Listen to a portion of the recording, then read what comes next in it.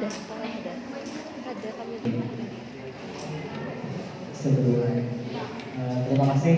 Sebelumnya maaf menjelang waktunya ya, karena ini berhubung ada sekolah ada panggilan, lagi panggilan kan.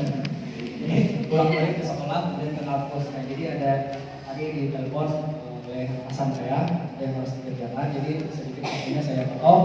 Nanti setelah ini silahkan lanjutkan. Nah, jadi yang saya sampaikan di sini sebelum itu saya mengapresiasi dulu ya, apresiasi dari bentuk lisan itu sangat baik, kemudian apresiasi dari bentuk motivasi silahkan kalian bertepuk tangan semuanya untuk kelompok ini. Ya, sedikit ingin saya tambahkan berdasarkan beberapa jurnal ataupun berdasarkan pengalaman saya sebagai guru dalam konteks metode pembelajaran ini ya. Jadi apapun metode pembelajaran yang akan kalian terapkan nanti, tujuannya adalah untuk mencapai, memudahkan, kemudian merealisasikan pembelajaran PKN itu bisa diterapkan di sekolah atau kalian bisa menyampaikan itu mudah. Nah, itu adalah tujuan penting daripada metode pembelajaran kalian. Sudah kalian sampaikan tadi ya. Cuma di sini sebagai penguatan saja atau sebagai refleksi ya. Nah, jadi dari metode tadi sudah kalian paparkan sangat baik. Cuma di sini ya sebagai seorang mahasiswa, kan inginnya sih kalau bisa itu cara berpikirnya itu, cara bernalarnya itu lebih lah daripada anak-anak SMA, SMP ya. Contoh seperti tadi ya, dalam pemberian kasus bagaimana sih sikap kita sebagai warga negara tadi adalah dari kelompok dua kan yang kedua tadi aja ya, memberikan contoh sikap sebagai warga negara seperti itu ya tadi ya. Oke, jadi seperti ini ya, kalau bisa kalian sebagai mahasiswa itu coba ditanyakan literasi membacanya ya, hubungannya dengan nanti entah itu di luar atau di dalam permasalahan di sekolah di luar maksudnya ya. Misal seperti ini ya, saya berikan kasus ya. Nih, ada sebuah seorang wali kelas ya, itu mengajar di kelas. Di awal-awal pembelajaran itu ada yang namanya pembentukan biasanya struktur organisasi kelas. Oke, ada ya, sampai sini paham ya? Oke, paham. Seorang wali kelas kemudian melakukan sebuah membimbing anak atau siswanya untuk melakukan pemilihan ketua kelas dengan berdasarkan prinsip demokrasi. Misal seperti kan dalam sikapnya. Kemudian anak-anak disuruh prinsip demokrasi, tahu nggak? Tahu. Nah, kebebasan kan? Itu adalah pertama ya, kebebasan. Kenapa? Nah, kalau nyatakan kebebasan itu bukan demokrasi lagi, otoriter. Oke, kemudian selanjutnya adalah siswa disuruh untuk melakukan pemilihan ketua kelas berdasarkan prinsip demokrasi. Nah, setelah itu, kemudian wali kelas ini karena yang namanya pemimpin ya biasanya itu adalah laki-laki. Oleh karena itu, maka seorang wali kelas untuk menyamakan ini berhubungan kesamaan persatuan Indonesia misalnya 3 persatuan Indonesia ya, maka untuk menyamakan kesetaraan antara laki-laki dan perempuan, maka perempuan boleh juga dipilih sebagai ketua ataupun anggota dari struktur organisasi kelas ini, tapi hanya 10% dari wanita yang ada di kelas tersebut itu perempuan. Nah, kemudian muncul pertanyaan seperti ini nih. Ini kalau nantinya kalian seperti ingin mengajukan pertanyaan ya, apakah sudah sesuai dengan prinsip demokrasi? Sebuah keputusan 10% tadi untuk perempuan tadi, apakah itu sudah sesuai dengan nilai-nilai demokrasi? Siapa yang bisa jawab? Menurut kalian sesuai nggak sih? Kenapa itu tidak sesuai?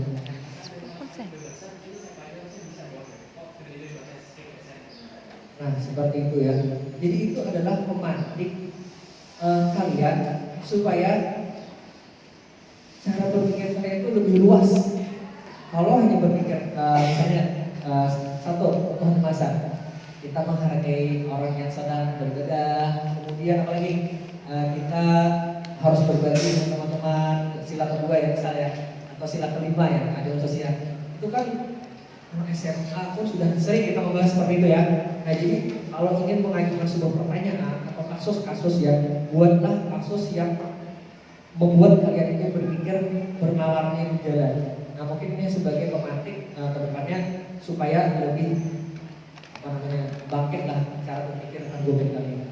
Mungkin ini sangat bagus sudah ya, kalian sudah bisa tadi kalian di depan tadi ada prakteknya, demonstrasinya ya, luar biasa sih. Dan itu berbeda dengan waktu saya kuliah dulu. Kalau kuliah dulu kan cuma presentasi sudah, ya tanya jawab sedikit, luar biasa. Nah itu yang saya sampaikan. Dan terakhir adalah dalam metode ini saya belum menemukan lagi lah metode yang terbaru. Kalian tahu nggak metode yang terbaru sekarang ini apa? Kurikulum Merdeka nih. Tadi discovery learning sudah ya, berdasarkan dasar Eurokonstruktivisme ya, itu benar.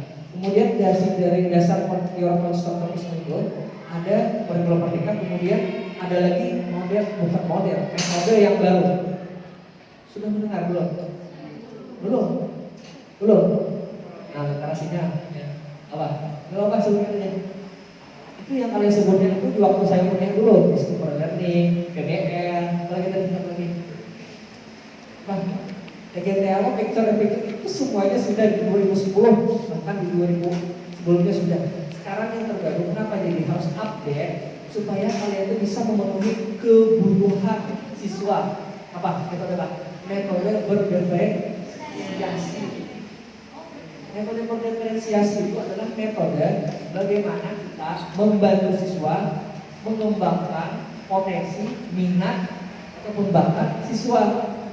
Sudah tahu nggak cara praktekannya? Secara poinnya gini, ada dalam satu kelas misalnya, siswa itu mungkinkah semuanya itu sama kemampuannya? Ada. Kalian di sini beda ya, apalagi siswa ya. Nah jadi metode berdiferensiasi itu kita harus mengklasifikasikan dengan cara kita pertama dulu bisa dari kita melakukan pretest. Namanya pretest, kemudian membagian angket ya, itu berdasarkan audio visualnya apa, nanti ada pertanyaannya ya. Setelah kita dapat data tersebut, kita akan membagi kelompok A. Ini adalah kelompok yang anak-anak minatnya memang kalau nanti kita belajar PKN ya.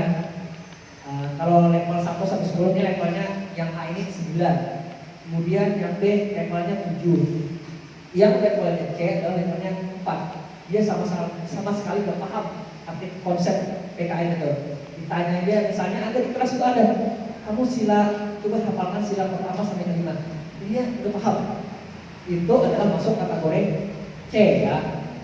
Jadi cara metode pembelajaran berdiferensiasi ini ya, yang A, kamu akan kasih materi ataupun tugas ya, proyeknya ya, disesuaikan dengan kemampuannya. Dia nggak perlu lagi menghafal nilai-nilai konsep tadi ya. Kalau yang ini, kalau 9 ini grade-nya dia sudah diberikan tugas atau soal yang lebih tinggi. Misalnya carilah permasalahan yang ada di sekitarmu tentang nilai-nilai atau sikap yang berhubungan dengan sila pertama. Itu bisa, itu kan lebih sulit kan. Kemudian yang kedua, kamu gambarlah sebuah lambang yang melambangkan tentang ini. Saya sila kedua ya. Kemudian yang ketiga adalah kamu bisa menulis sila pertama sampai sila ketiga. Beda kan 1, 2, 3. Nah itu namanya belajar berdiferensiasi. Itu adalah metode yang terbaru ya. Itu paling sulit, kami sebagai guru pun sulit menerapkannya karena perlu prepare atau persiapan ya, yang matang, penilaiannya, kemudian asesmen penilaiannya, kemudian pelaksanaannya. Karena ada 3. Jadi dalam berdiferensiasi itu produk, kemudian proses, dan penilaian. Ketiga yang berbeda. Beda dengan discovery learning, kamu hanya menyiapkan metode cara pengajarnya, kemudian melakukan asesmen. Dan dengan perencanaan juga ya, tidak serumit berdiferensiasi, tapi hasilnya pun juga itu akan lebih memuaskan. Nah jadi metode berdiferensiasi sekarang yang diterapkan di sekolah-sekolah.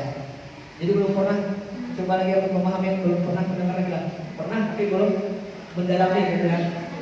Mungkin perlu didalami lagi. Nah mungkin ini saja. Ada pertanyaan nggak? Oke, silakan. Diferensiasi. Silakan. Ya.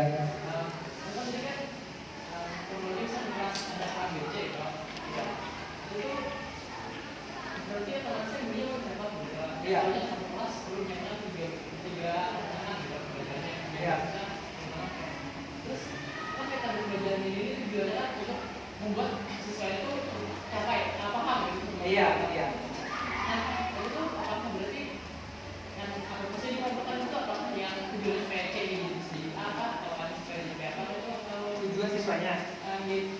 tujuan siswa juga.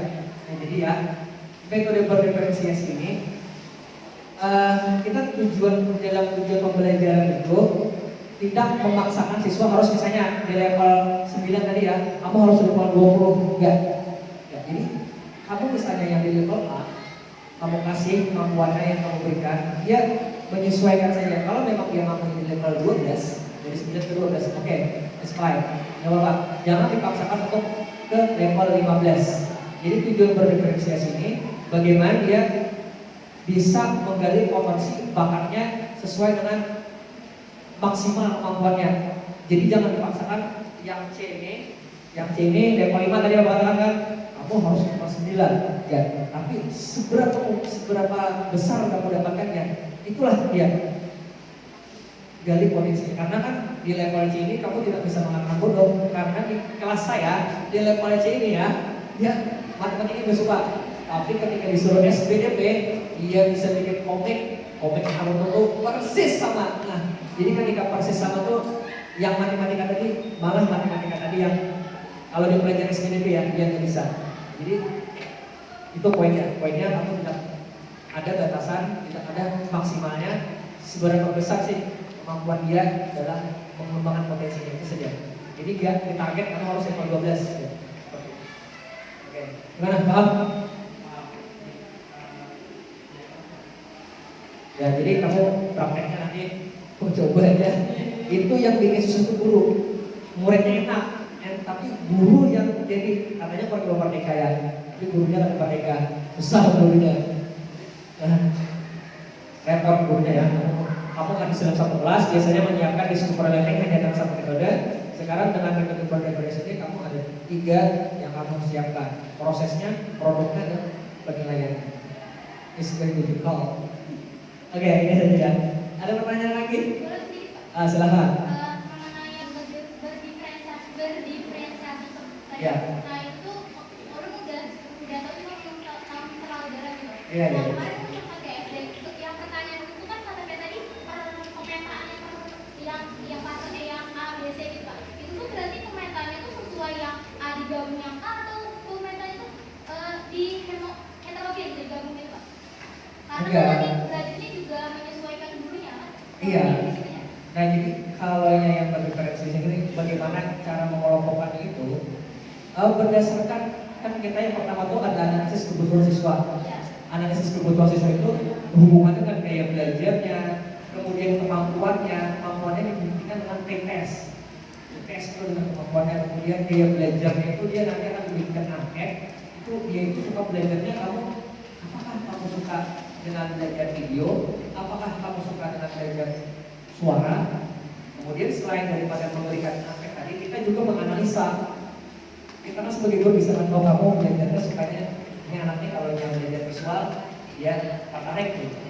Nah, berdasarkan data tersebut kita akan kelompokkan anak yang ini kemampuannya di level A dengan gaya belajar visual. Kamu masuk ke sini ya.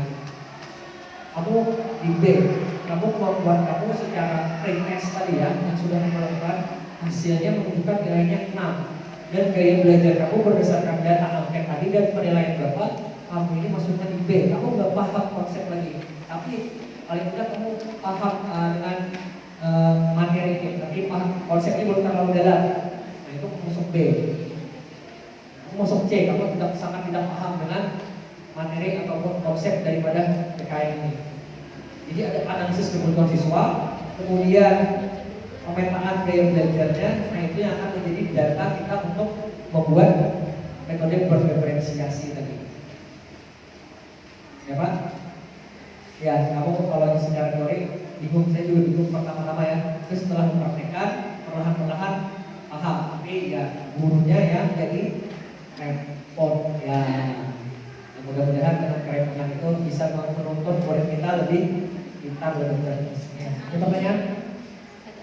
Kalau nggak ada, saya mau minta foto sama kalian ya, satu kali ya, biar aja di mana yang di sini. Jadi setelah itu silahkan lanjutkan diskusi. Atau mau pasal kalian tahu, yang 11:20 harusnya. Ya, saya minta foto sekalian hilang.